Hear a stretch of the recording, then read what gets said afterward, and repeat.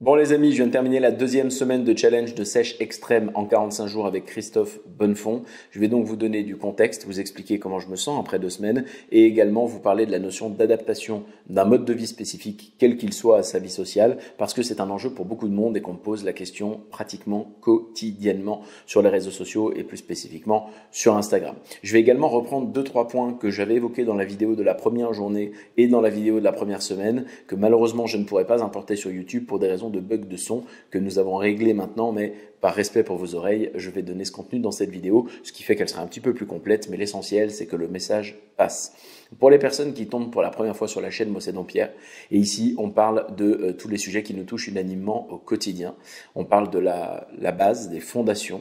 On parle de prise de décision, on parle de valeur, on parle de cohérence et on va aborder des thématiques diverses autour de l'épanouissement, du bonheur de façon concrète, sans bullshit, on va relativement droit au but. On va parler de diversification des activités, mais également des revenus, des capitaux, dans le but d'être indépendant, que ce soit financièrement ou mentalement, pour ne dépendre d'aucun dogme, ni d'aucune institution, qu'elle soit étatique, religieuse, familiale ou professionnelle, et le tout en saupoudrant des notions de responsabilisation, mais également de déculpabilisation, pour vous rappeler qu'il n'existe pas une réalité universelle et une seule façon de voir les choses ou d'adapter sa vie à la réalité contemporaine, mais qu'il existe plusieurs manières, la meilleure étant la vôtre, et donc on va essayer de la trouver ensemble, et on va évidemment essayer d'élever ensemble le niveau de conscience qu'on a de nous-mêmes, des autres et du monde, pour mieux se comprendre, on appelle ça l'empathie, pour mieux communiquer, essayer de construire un monde qui soit un petit peu plus sain, parce que j'ai la conviction que c'est notre responsabilité. Alors, pour donner maintenant du contexte, il y a déjà une vidéo qui a été faite en 45 minutes d'ailleurs pour le challenge 45 jours où on pose toutes les bases avec Christophe Bonnefond qui au-delà d'être un ami est mon coach parce qu'on ne fait pas n'importe quoi et pour éviter de décontextualiser votre analyse ou vos commentaires, ce qui peut arriver, je le comprends tout à fait quand on tombe sur une vidéo par le principe de la recommandation de l'algorithme YouTube, eh bien je vous invite à la regarder avant tout, donc à mettre pause et à attentivement prendre le temps de l'écouter pour que vous compreniez dans quel cadre tout ça se fait. Au cas où et malgré tout, je redonne un point de contexte. Ça fait une trentaine d'années que je fais du sport de haute intensité. J'ai fait beaucoup de sports de combat, de taekwondo, jusqu'à m'arrêter parce que fallait que j'attende quelques années pour passer la ceinture noire à l'époque. Il fallait que j'ai 16 ans, ce qui m'a exaspéré. Donc je me suis mis à faire de la boxe anglaise parce qu'ils font passer les ceintures trop vite en fait. C'est une petite parenthèse sur les sports, les arts martiaux quand on est petit. Ça sert à rien de faire cette course à la ceinture parce qu'après les gosses sont un petit peu fatigués d'attendre la suivante. Toujours est-il que j'ai fait de la boxe anglaise et là ça m'a pris encore plus de haute intensité forcément dans l'exercice, puis par la suite j'ai fait du kickboxing, puis du full contact et j'ai comme ça eu un setup en fait mental, conscient et subconscient qui est un setup de haute intensité sur une courte période de temps.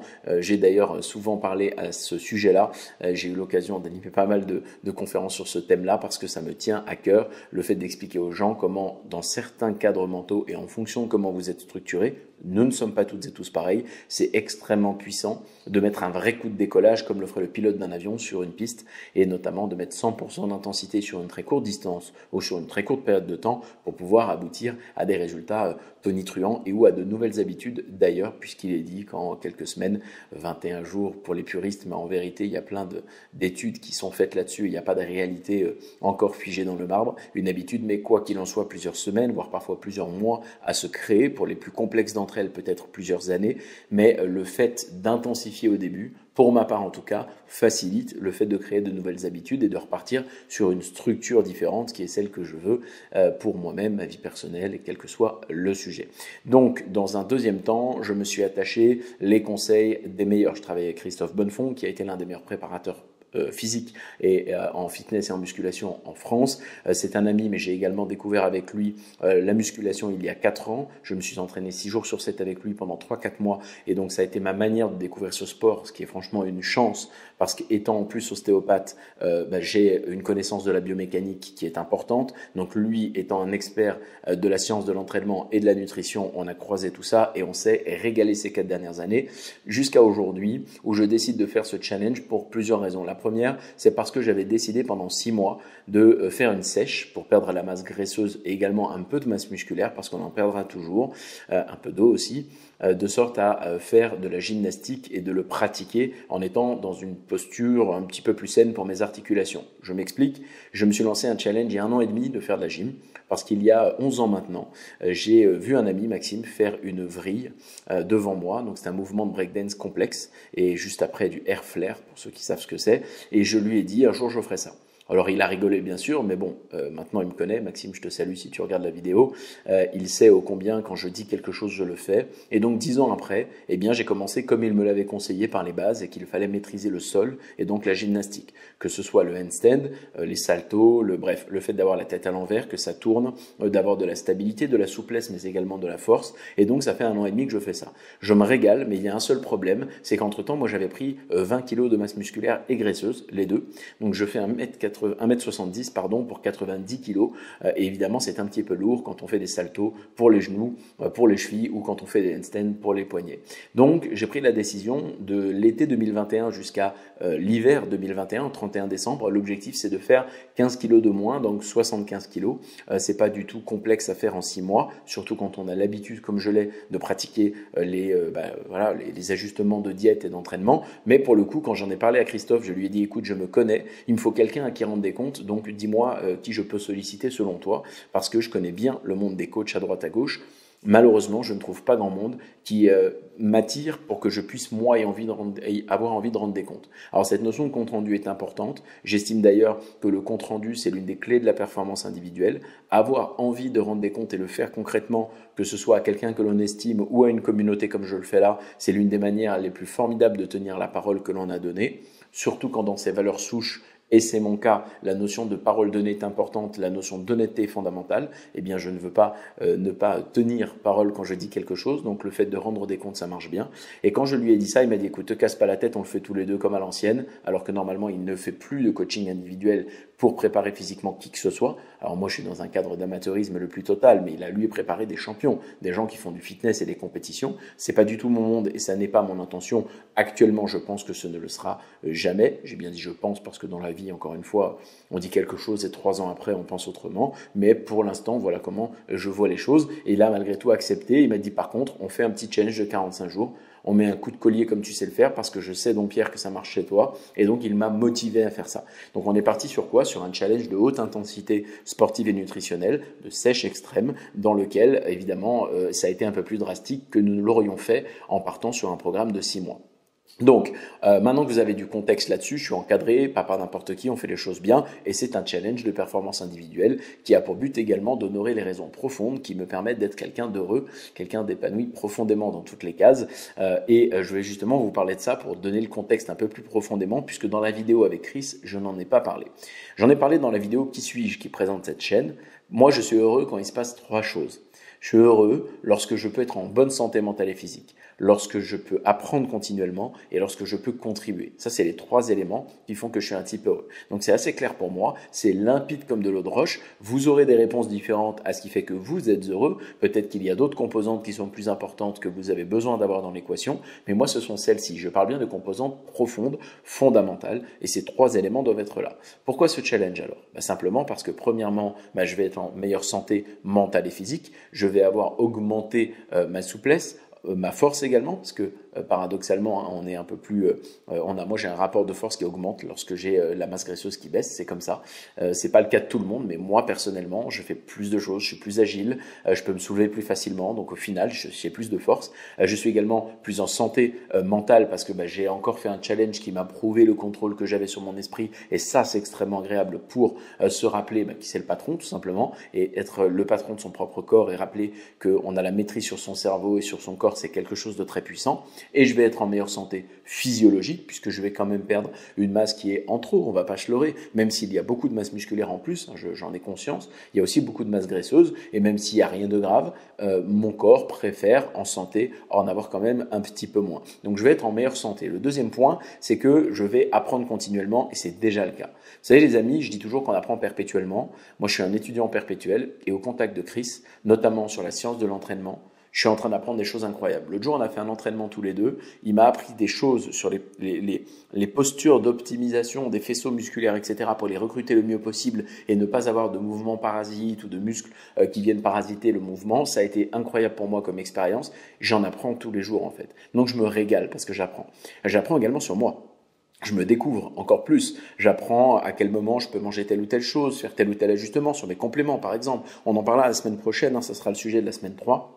une journée dans mon assiette, je vous partagerai un bilan pour vous expliquer ce que je mange et notamment l'alimentation naturelle, également les compléments qui viennent justement combler les carences qu'on peut avoir dans une alimentation moderne qui certes pour ma part n'a rien de transformé, elle est vraiment totalement issue d'aliments entiers parce que c'est un choix après les années d'apprentissage sur cette notion relative à ma santé, mais malgré tout, on a des aliments qui sont carencés et qui sont beaucoup moins riches en nutriments, en micronutriments que ça l'était il y a quelques décennies, et donc je fais l'effort comme tout le monde pour certaines choses de me supplémenter, nous en parlerons et on ira même plus loin, on fera des digressions dans la vidéo la semaine prochaine sur les choses que les gens font pour des sèches extrêmes que bien sûr je ne fais pas, mais on en parlera parce qu'il faut casser ce tabou-là, que vous vous rendiez compte de la réalité de ce qui se passe sur Instagram et des coulisses de ce qui se passe dans la vie de tous les gens qui sont secs à l'année.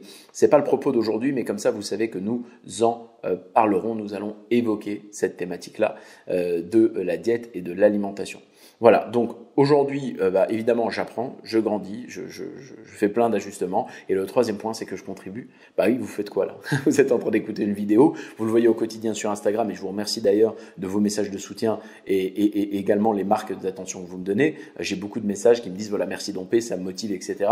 Et sachez que c'est ça mon moteur. Moi, mon moteur, c'est pas qu'on me dise t'es bon, ou tu fais ceci bien, ou cela très bien, ou tu t'exprimes bien. Ça me fait pas grand-chose. Enfin, j'aimerais que vous le compreniez contextuellement. C'est comme si vous allez dire à un joueur de foot dans son domaine en Ligue 1 qu'il joue correctement au foot.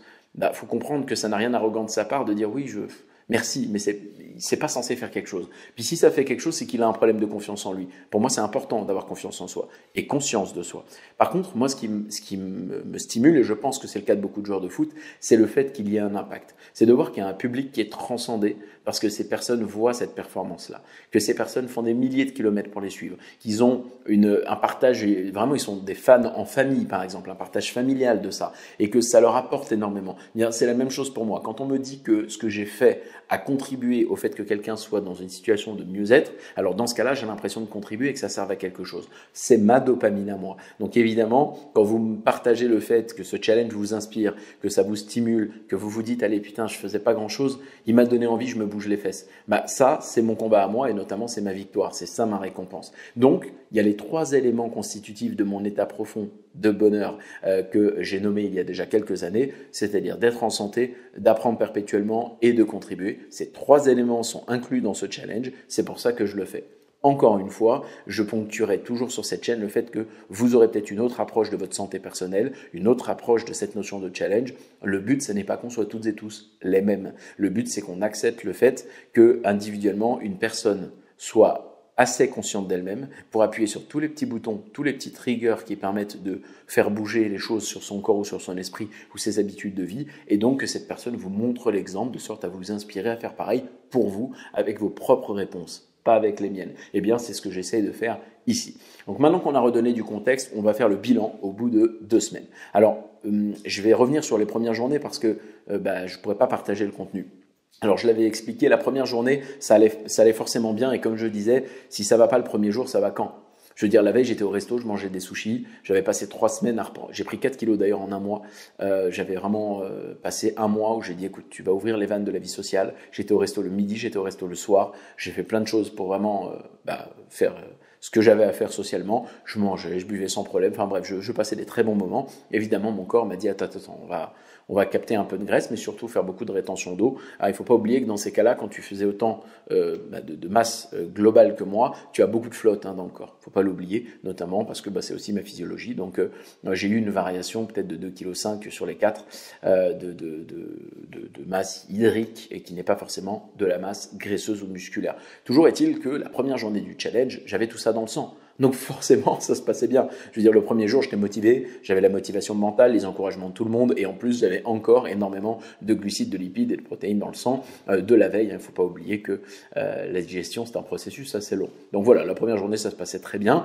Au bout de la première semaine, c'était plus dur. Pourquoi? Parce que j'étais sur un pic d'adaptation entre les hormones, la faim, etc., la leptine. Bref, on ne va pas donner trop de détails ici, mais c'était compliqué pour moi et je me suis retrouvé un petit peu fatigué. Ça, c'est le premier symptôme. C'est-à-dire que je dormais pas très bien. et j'étais un peu fatigué. Donc je me suis reposé et en fait le 7e jour j'ai dormi, je pense que j'ai dormi 9 heures, ce qui m'arrive très rarement. Donc j'ai vraiment pris le temps de me reposer.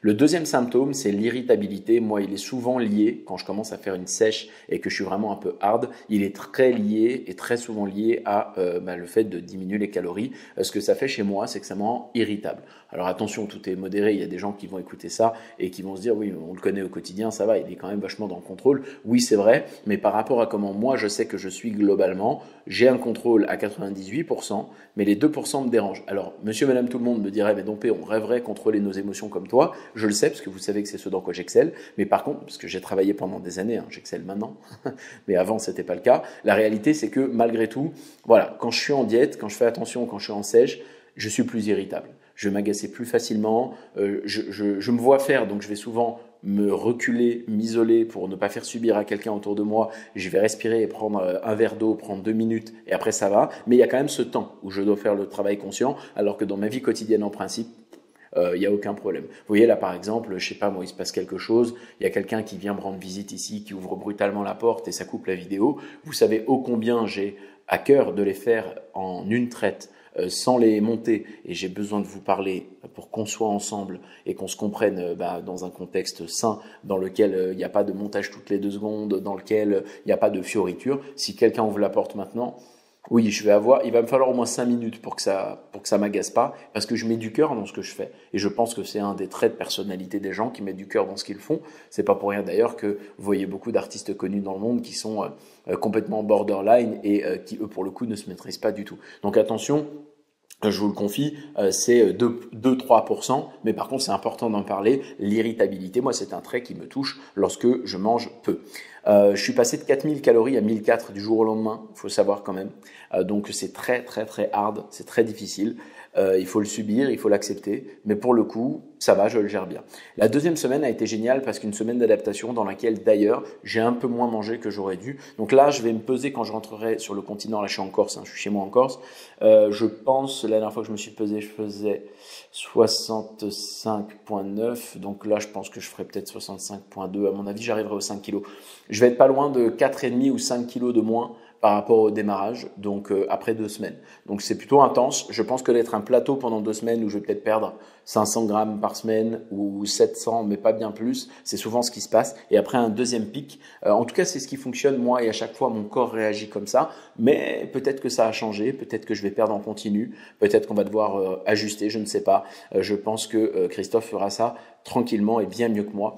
Je m'en remets à lui. Par contre, et justement, mon enjeu à moi, c'est de manger suffisamment. Maintenant que j'ai ajusté mon état d'appétit et mon rythme de vie, surtout en plein été, à ce challenge-là, l'enjeu, c'est de manger suffisamment. Par exemple, j'ai eu 2 soirs la semaine dernière où j'étais, il y a un soir où j'étais à un anniversaire, donc je voulais pas faire n'importe quoi, et le deuxième où j'étais avec des amis, et du coup, j'ai juste mangé mes protéines, mais je n'ai pas mangé de glucides, notamment les 300 grammes de pommes de terre que je mange par jour, ce qui fait que j'avais quand même de l'énergie en moins, et forcément, ça joue un petit peu. Donc sur les glucides, c'est pas très grave parce que c'est mon niveau d'énergie, c'est moi qui décide et qui ajuste. Par contre, évidemment, il faut pas baisser le taux de protéines pour ne pas perdre la masse musculaire et encore moins le taux de lipides. Il faut pas oublier que j'ai un sujet hormonal comme tout le monde et que les lipides, ça sert à ça. On y viendra dans la vidéo la semaine prochaine. Mais voilà pour le contexte de la première semaine. Donc voilà aujourd'hui dans la deuxième où on en est. Là, je me sens super bien, évidemment. J'ai une énergie qui est assez folle. Alors malheureusement, je m'entraîne le matin et j'ai une énergie qui me vient plutôt dans l'après-midi. Donc ça, c'est un truc qui est un peu nouveau. Avant, l'entraînement le matin, il n'y avait pas de problème. Mais bon, forcément, la présence et la disponibilité en calories n'est pas la même. Les nuits sont un tout petit peu plus difficiles. Est-ce que c'est la chaleur? Est-ce que c'est le fait que j'ai une faim progressive qui arrive dans la nuit et que mon corps se dit « Attends, fiston, là… il me manque quelque chose pour me mettre des nutriments sous la dent. Je n'en sais rien, toujours est-il que c'est un petit peu fatigant pour moi. Voilà, donc ça fait 2 semaines. Je suis très content des résultats. En termes de performance, je le vois déjà sur les handstands. J'ai repris les handstands push-up, donc les pompes sur les mains avec les pieds en l'air pour ceux que ça intéresse, avec beaucoup plus d'agilité que je ne le faisais à 90 kg. Donc déjà, les 5 kg là que je viens de perdre, ça joue beaucoup. À partir de là, on part sur 4 semaines non-stop jusqu'à la clôture de ce challenge-là. Donc je vais rentrer sur le continent et normalement, je vais rester en région niçoise. J'irai peut-être un peu dans la région de Sainte-Maxime et Saint-Trope la semaine suivante. Je vous ferai d'ailleurs la vidéo 4, je pense, dans ce contexte-là. Et je vais vous parler justement de comment j'adapte tout ça à ma vie sociale. Alors c'était le dernier sujet que je voulais aborder avec vous et pas des moindres, c'est le titre de la vidéo. On va parler de comment on adapte sa vie, ses choix de vie, son mode de vie à son existence en tant qu'individu social, en tant qu'un animal social. Parce qu'il ne faut pas oublier qu'à la base, on est des animaux doués d'une conscience et que ce que l'on fait, c'est qu'on interagit les uns avec les autres. Comment on fait, en tout cas comment moi je fais, pour adapter un mode de vie spécifique à une vie sociale normale et une vie familiale. Le problème que vous avez souvent, et je l'observe chez beaucoup de gens, quand vous entamez quelque chose de nouveau. Alors c'est pas vrai que pour une diète, c'est pas vrai que pour un nouveau sport, c'est également vrai pour un nouveau business, c'est également vrai si vous ouvrez un restaurant, c'est également vrai si vous voulez faire des études, c'est également vrai si vous vous intéressez à la finance et soudainement aux crypto-monnaies par exemple, c'est également vrai si vous avez envie de voyager. En fait, vous ne vous en rendez pas compte, mais souvent vous faites plusieurs erreurs. La première, c'est que vous avez un espèce d'effet boomerang où vous n'avez pas reçu certaines informations ni ouvert certaines portes pendant des années, vous les ouvrez subitement et qu'est-ce qui se passe? D'un seul coup, les informations vous viennent en masse. Donc vous n'avez pas la capacité de les gérer, c'est trop d'un seul coup. Et donc, qu'est-ce que vous faites comme ça déborde? Eh bien, ça déborde sur les autres. Vous imposez sans vous en rendre compte votre point de vue à tout le monde et vous essayez non pas de modifier votre propre mode de vie, mais pour vous rassurer de votre prise de décision ou parce que vous avez plein d'informations, vous avez l'impression qu'il faut les partager avec tout le monde, vous commencez à les déverser comme ça, socialement, à chaque dîner, à chaque interaction avec votre conjointe, vos enfants, vos parents, vos amis, et vous êtes chiant en fait. Il n'y a pas d'autre mot. Vous finissez par être insupportable parce que vous passez votre temps, et je le comprends, je l'ai vu souvent, à essayer de transformer les gens en ce qu'ils n'ont pas envie d'être. Et c'est pour ça que je répète toujours qu'on ne vend pas un Doliprane à quelqu'un qui n'a pas mal à la tête, on n'a pas à apporter une solution à quelqu'un qui n'a rien demandé, on ne vend pas des couches culottes à quelqu'un qui n'a pas d'enfant, il faut avoir du bon sens. Et c'est souvent ce que je dis aux entrepreneurs, on aura l'occasion d'en reparler dans d'autres vidéos, pour leur rappeler la place de l'éthique et de l'intégrité quand on veut faire du capitalisme sain, parce que pour moi on peut, même plus on le doit, c'est une mission contemporaine, parce qu'on est informé qu'on ne peut plus cramer les forêts du monde pour faire du business. Donc la réalité elle est là, mais elle est vraie pour tout. Vous ne pouvez pas imposer votre point de vue ponctuel, vos découvertes par exemple même sur la nutrition à votre entourage de façon complètement intégriste et désagréable. C'est beaucoup trop violent, il faut prendre le temps d'être d'abord un exemple pour ensuite influencer les gens autour de soi, comme le ferait un sachet de thé dans l'eau bouillante. Vous voyez que ça diffuse, mais cette diffusion n'a rien d'agressif, elle est progressive. Et si vous voyez la puissance de la parabole, vous imaginez bien ce que je veux dire, c'est-à-dire que vous allez prendre en main certains changements dans votre vie, vous allez les intégrer, et naturellement, les gens vont commencer à observer et à vous poser des questions parce qu'ils ne se sentent pas ennemis de votre changement. Et c'est le deuxième point là-dessus dont je veux vous parler, vous devez inclure les gens dans votre processus de changement, vous devez les inclure comme des complices du changement et ne pas les faire subir le changement. Pourquoi je vous dis ça? Parce que l'erreur de la plupart des gens, c'est de faire subir leur changement aux autres. Non seulement, comme je l'ai dit, avec une posture excessive dans laquelle on essaie de convertir tout le monde à ses nouvelles croyances. Hein, t'as envie de voyager le monde alors tu ne comprends pas que ta tante elle soit casanière. Je trouve ça super irrespectueux. Elle a le droit d'être comme ça. Il n'y a pas qu'une seule manière de voir les choses et je pense que je vais le répéter au moins 30 fois par vidéo comme ça. Ça va rentrer dans une société de clivage, de division, mais j'aimerais bien qu'on accepte juste que la pluralité des choix et la diversité des couleurs et des personnes et des personnalités et des modes de vie, c'est ce qui fait la beauté du monde. Moi, j'ai pas envie de voyager et d'aller par exemple en Inde et d'observer des gens qui ont le même rythme de vie que moi à Nice, en Corse ou ailleurs. Non, j'aime rencontrer des personnes qui ont une culture différente, qui m'inspirent, qui m'apprennent des choses que parfois je ne comprends pas, que parfois j'apprécie plus ou moins, parce qu'encore une fois, on n'est pas obligé pour avoir une personnalité saine, on n'est pas obligé de ne pas avoir une personnalité clivante. On a le droit aussi de dire ça. J'ai plutôt tendance à le réfuter, à ne pas le comprendre et à ne pas l'apprécier. Mais par contre, je le respecte. Et voilà, c'est le choix qu'ils font. Je pense que ce qui fait que le monde est beau, c'est ça. Donc encore une fois, le problème de la plupart des gens, c'est de faire subir à leur entourage leur choix de vie. Et donc finalement, ces gens deviennent des ennemis du choix de vie. C'est-à-dire que soudainement, ils sont confrontés toute la journée. Ah oui, mais toi, tu manges n'importe comment. Regarde, moi, je mange mieux. Donc il y a une espèce de comparaison. Ça, c'est hyper arrogant. C'est insupportable. C'est un truc que je ne fais jamais. C'est plutôt d'ailleurs les gens qui le font avec moi, mais dans l'autre sens, en se culpabilisant un peu. Moi, je ne dis pas un mot, parce que je n'ai pas à faire ce jugement et que moi, quand je suis dans une période de vie normale et que je ne suis pas dans une sèche, quand je suis au restaurant, je peux manger un bon plat qui soit calorique, etc. Donc, je suis qui? Parce que ponctuellement, j'ai décidé de faire un challenge de 45 jours pour regarder mes amis. D'ailleurs, j'étais là, il n'y a même pas une demi-heure avant de tourner cette vidéo, au restaurant avec mes amis. Eh bien oui, ils ont mangé devant moi et moi j'étais, parce que je voulais vivre ce moment social, à côté d'eux et j'ai bu simplement mon verre d'eau parce que je trouve que c'était ce qui convenait le mieux pour moi par rapport à mon challenge et il n'y a pas de problème à ça. Alors justement, Je fais comment pour que mes proches et mon entourage acceptent ça? Eh bien, je les mets complices de mon changement. Ça veut dire que premièrement, je communique avec eux et j'ai créé moi un concept que j'appelle la zone de caprice, que je partage avec des gens qui disent m'aimer. Alors, les notions sont importantes. La zone de caprice, c'est, comment vous le définir? Quelque chose qui va paraître irrationnel à quelqu'un, qui peut-être ponctuellement va être un peu excessif, qui ne va pas forcément faire de sens, mais donc je sais que c'est important pour moi pour faire mon changement. Par exemple, Rafael Nadal ou Serena Williams, peu importe, qui font du tennis, peut-être qu'ils ont des lubies que vous ne connaissez pas et qui sont un peu excessives. Peut-être que Rafael Nadal décide de manger tous les matins des pâtes bolognaises à 7 heures du matin. Bon, bah ça c'est une lubie assez atypique. Bon, pourquoi pas. Peut-être que Serena Williams vous dit il est hors de question quand je suis en prépa pour un match que je fasse des courses ou que je vois du monde, parce que j'ai besoin de m'isoler. Je dis des conneries là, hein, vous avez compris, ce sont des exemples illusoires. Mais ce que j'appelle la notion de caprice, c'est que ça va passer aux yeux de l'entourage comme étant quelque chose d'un peu, voilà, tu vois, il est un peu chiant, elle est un peu chiante, tu vois, mais bon, allez, il fait son caprice. Oui, mais bon, ils font leur caprice, mais c'est des champions, vous voyez. Et le but, c'est que ce soit des champions. Donc en fait, la zone de caprice, il faut la connaître et la délimiter. Il faut savoir ce qu'on est prêt à accepter, ce qu'on n'accepte pas, ce qui nous énerve, ce qui ne nous énerve pas. Les fameux activateurs que j'appelle des triggers, il faut les connaître et il faut les partager aux gens. Et comment les partager aux gens? Déjà, on les assoit à table, on prend du temps. Oui, les amis, hein, c'est bien les réseaux sociaux, c'est bien tout ça, mais il ne faut pas oublier ce que c'est de converser avec les gens qu'on aime. Et je viens de parler d'amour. L'amour, c'est inconditionnel. Donc moi, je commence toujours comme ça et j'ai plus besoin de le faire aujourd'hui. Mais lorsque j'ai voulu, dans certains environnements, suggérer mon changement, le proposer et ne pas le faire subir, je répétais toujours la même chose aux gens. Écoutez les gars, ça va être très simple, je vous explique. Moi, je pars d'un postulat sain, c'est qu'il faut qu'on soit tous enfants, qu'on soit tous épanouis et heureux. Est-ce que vous êtes d'accord avec ça? Il n'y a personne qui dit non. Non, non, moi je pense qu'il faut qu'on soit dépressif. Ça n'existe pas ça. Donc les gens, évidemment, vont dire, bah oui, évidemment, c'est un postulat évident, universel pour le coup. Bien sûr qu'on veut tous être heureux. Ok. Maintenant, on s'aime tous autour de la table. Hein, est-ce que tu m'aimes, toi? Attendez la réponse. Je ne pense pas que votre papa ou votre maman va dire non, non, je te déteste. Bah oui, oui, je t'aime. Où tu veux en venir? Bah, je veux en venir à un truc très simple. C'est que peut-être que ce que je vais vouloir faire comme changement, il y a des trucs que vous n'allez pas comprendre.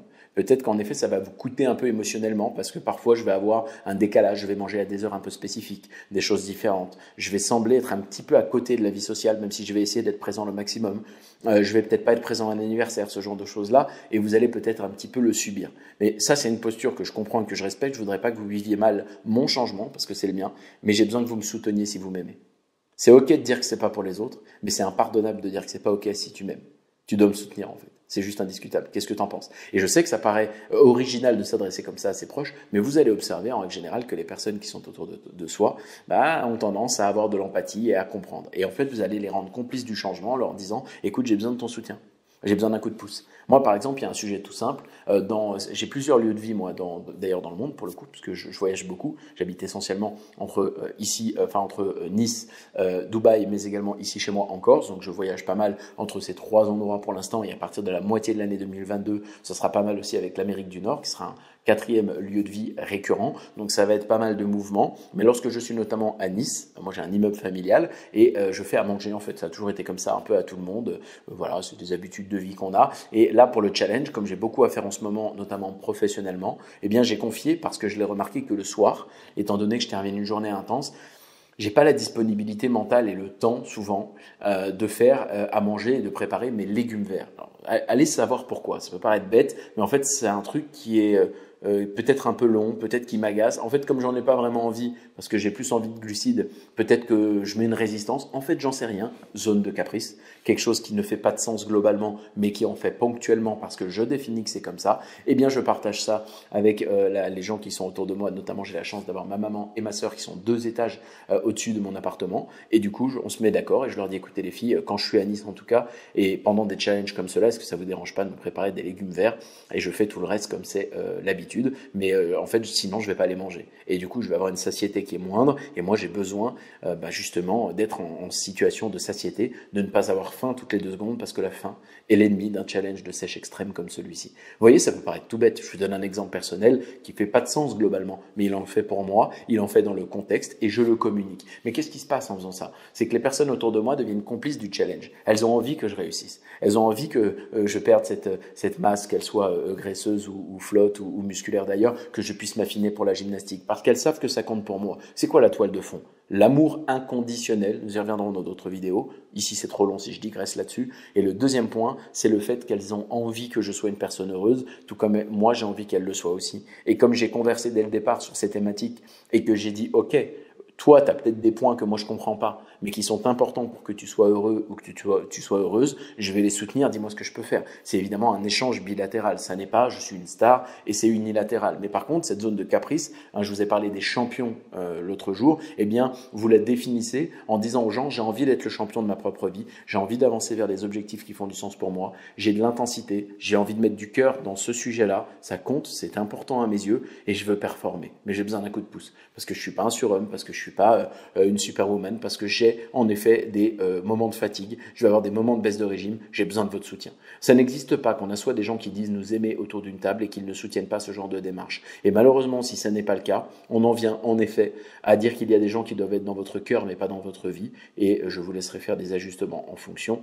Moi, j'aime les pizzas, mais je n'en mange pas matin, midi et soir. C'est la même chose pour certaines relations autour de moi. Il y a des gens que j'apprécie très fort, qui peuvent passer 3 minutes autour de moi, mais pas 3 heures, avec qui je peux passer 3 heures au restaurant, mais sûrement pas 3 jours en week-end, avec qui je peux passer 3 jours en week-end, mais sûrement pas 3 semaines en vacances, avec qui 3 semaines de vacances seraient tolérables, mais avec lesquelles je ne pourrais pas passer toute ma vie. Donc vous voyez, ça, c'est encore une fois des ajustements que vous ferez avec le temps, pas avec des punchlines stupides comme on s'en fout des gens, etc. Non, encore une fois, nous y viendrons dans d'autres vidéos, on doit considérer l'opinion des gens qui comptent pour nous et qui sont légitimes, mais c'est un autre sujet, encore une fois, sur lequel je ne digresserai pas, sinon la vidéo durera 1h30. Donc voilà les amis, pour le contexte, le bilan, mais également comment adapter les choses à sa vie sociale et à son entourage, eh bien vous les prévenez, vous partagez et vous les incluez dans le changement. Ce que je fais partout lorsque je bouge à droite, à gauche, et pour ne pas le faire subir aux gens. Par exemple, la dernière fois que j'avais un anniversaire, la semaine dernière, j'y suis allé, j'ai demandé à la personne qui cuisinait, parce qu'en plus je le connais bien, de me faire une brochette de poulet toute simple qu'il a mis sur le barbecue. Je n'ai même pas mangé mes glucides et les légumes étaient noyés dans une magnifique sauce, mais qui était une sauce remplie d'huile, et l'huile est hyper calorique, ce qu'on appelle j'appelle ça des calories invisibles. Vous vous en rendez pas compte, mais c'est violent. Et du coup, j'ai pas mangé de légumes à cause de ça. Par contre, j'ai au moins mangé mes protéines. C'était mieux que rien. Ça m'a rassasié parce qu'en plus, c'était quand même conséquent. J'ai rajouté une centaine de grammes d'ailleurs parce que ça compensait avec le volume calorique de la journée que je n'aurais pas grâce à mes glucides. Donc en plus, j'avais un taux de protéines qui était largement suffisant. Vous voyez, tout ça est réfléchi. Et du coup, j'ai mangé ça, mais j'étais présent avec eux. Je mangeais une petite brochette comme tout le monde. Donc personne n'est venu me faire de réflexion en disant mais donc tu manges pas ci, tu manges pas là. Oui, j'ai pas mangé les frites qu'ils avaient fait. Oui, j'ai pas bu d'alcool, oui, je n'ai pas mangé les légumes qui baignaient dans l'huile, mais j'étais dans un environnement social parfaitement tenable avec des amis. Je mangeais ma petite brochette comme tout le monde, donc j'étais dans le mimétisme social, donc l'adaptation, ce qui fait que personne ne me faisait des reproches. Et lorsque les gens me demandaient pourquoi j'étais tout le temps avec un petit verre d'eau et que je refusais tous les verres qu'on me proposait, là je disais écoute, en ce moment, je n'ai pas vraiment très envie de boire d'alcool. Et quand c'était des proches, je leur disais comme tu le sais, je suis en train de faire mon challenge 45 jours, je suis à fond et c'est tip top. Et qu'est-ce qui se passe avec les années? C'est qu'en plus les gens vous soutiennent de facto, sans même parfois que vous ayez à faire cette négociation relationnelle. Là, je donnais ce conseil pour notamment la famille, le conjoint, la conjointe, les enfants, les parents ou les 5-6 amis proches avec lesquels vous avez l'occasion de sortir et qui souvent ne comprennent pas votre changement quand vous ne prenez pas le temps de la pédagogie. Et là, je m'adresse pour conclure à tous nos amis du fitness qui ont pris la décision de faire un jour une compétition par exemple.